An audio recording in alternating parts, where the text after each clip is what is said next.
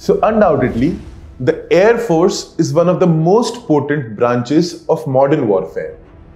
It does not only add up immensely to the firepower of the defense forces, but also imparts the ground troops by giving close combat support in times of need. However, if we talk about Indian Air Force, then in India's case, Congress has historically undermined the importance of Indian Air Force. Successive Congress governments have been guilty of not pressing the Indian Air Force into action when it was absolutely necessary to do so, and also not modernizing it to the required extent. One of the most monumental failures of Congress came during the 1962 Sino-Indian War.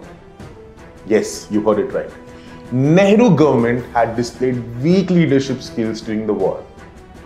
Among a number of blunders, then Prime Minister Nehru committed at that time, probably the biggest blunder was not employing the Indian Air Force into combat.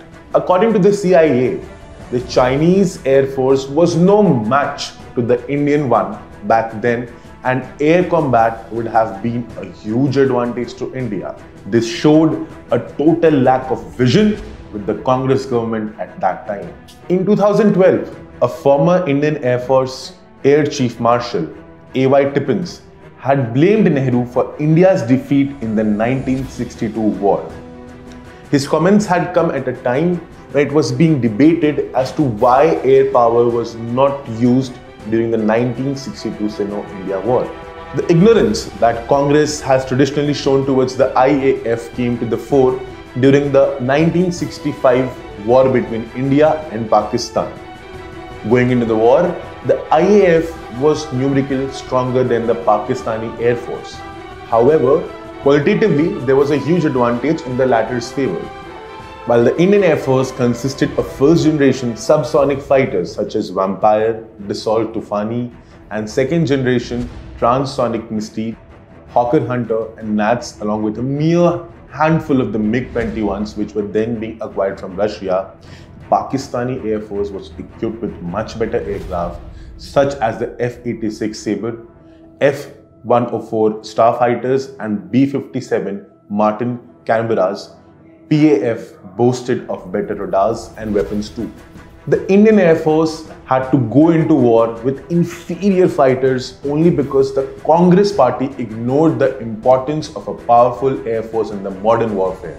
Apart from compelling the Indian Air Force to go into almost all the wars with below par fighters, the Congress has also been instrumental in not allowing the Indian Air Force to modernize its infrastructure and induct better aircraft. It is the unpardonable neglect of the Indian Air Force on the part of the successive Congress governments due to which the MiG-21 is still a part of the Indian Air Force and its pilot have to use the vintage aircraft, which is highly unsafe. MiG-21 is way past its retirement age, but has still been kept operational through repeated upgrades and extensions. Failures due to old components have proved to be undoing of the Soviet-era fighter jet. Infamous as the most accident-prone fighter of the Indian Air Force, the MiG-21 has earned the names such as Flying Coffin or the Widowmaker. Even today, 113 MiG-21s are known to be active in the Indian Air Force. Moreover, since 1963, 1,200 MiG-21s have been inducted into the Indian Air Force. What does this show?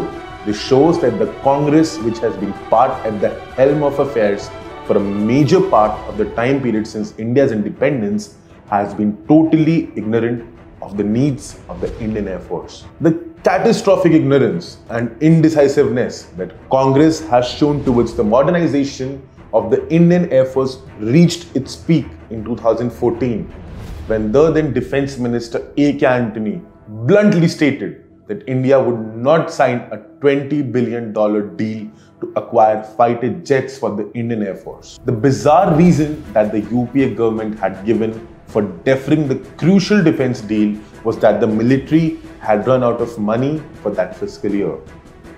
It is hard to digest the fact that while the previous UPA government had no money to buy modern fighter jets for the Indian Air Force, it was planning to purchase VVIP helicopters during its tenure.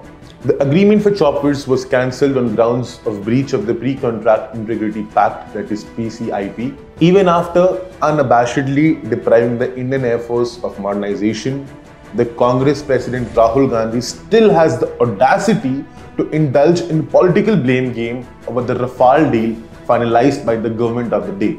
He has been giving lame excuses one after another in order to manufacture some kind of wrongdoing out of this deal.